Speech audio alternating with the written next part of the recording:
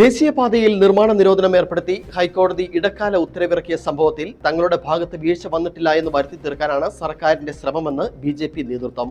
വിധിയെ സംബന്ധിച്ച യഥാർത്ഥ വസ്തുത മനസ്സിലാക്കാതെ മന്ത്രിമാരായ റോഷി അഗസ്റ്റിനും എ.കെ. ശശീന്ദ്രനും തെറ്റ് ചെയ്ത ഉദ്യോഗസ്ഥരെ ന്യായീകരിക്കുകയാണ് ചെയ്തത്. ചീഫ് സെക്രട്ടറി തലത്തിൽ കൈക്കൊണ്ട തീരുമാനം അട്ടിമറിച്ചതിൽ മന്ത്രിമാർക്കോ മറ്റ് ഉന്നത ഉദ്യോഗസ്ഥർക്കോ പങ്കില്ലെങ്കിൽ തെറ്റ് ചെയ്തവർക്കെതിരെ നടപടി സ്വീകരിക്കുകയാണ് വേണ്ടതെന്നും ബി.ജെ.പി. സംസ്ഥാന സെക്രട്ടറി പന്തളം പ്രതാപൻ, ഇടുക്കി നോർത്ത് ജില്ലാ പ്രസിഡന്റ് പി സാനു എന്നിവർ തൊടുപുഴയിൽ വാർത്താ സമ്മേളനത്തിൽ പറഞ്ഞു. കാരണം ഈ മലയോര ജില്ല എന്നുള്ള നിലയിലും ടൂറിസത്തിന്റെ അനന്തമായ സാധ്യതയുള്ള ഒരു പ്രദേശത്തൂടെയുള്ള അപകടരഹിതമായ യാത്ര ചെയ്യുവാൻ കഴിയുന്ന ഒരു റോഡ് നിർമ്മിക്കുമ്പോൾ നിയമപരമായ എല്ലാ കാര്യങ്ങളും ചെയ്യേണ്ടത് സർക്കാരിന്റെ ഉത്തരവാദിത്തമാണ്.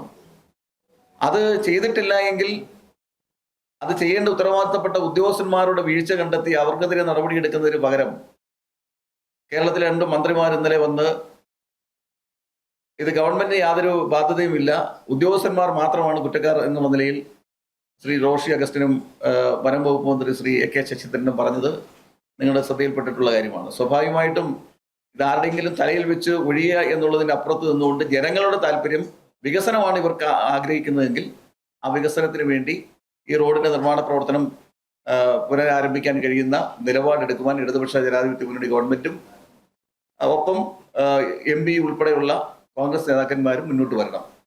എന്നാൽ മാത്രമേ ഇതിനൊരു ശാശ്വത പരിഹാരം കാണാൻ കഴിയും. ബി.ജെ.പി. ഒരിക്കലും ഈ റോഡ് നിർമ്മാണത്തിനെതിരല്ല. ബി.ജെ.പിയുടെ നിലപാട് വികസനത്തിന് അനുകൂലമായ നിലപാടാണ് എന്നെല്ലാവർക്കും അറിയാം. അത് ഞങ്ങൾ ഒരിക്കൽ കൂടി ആവർത്തിക്കുക.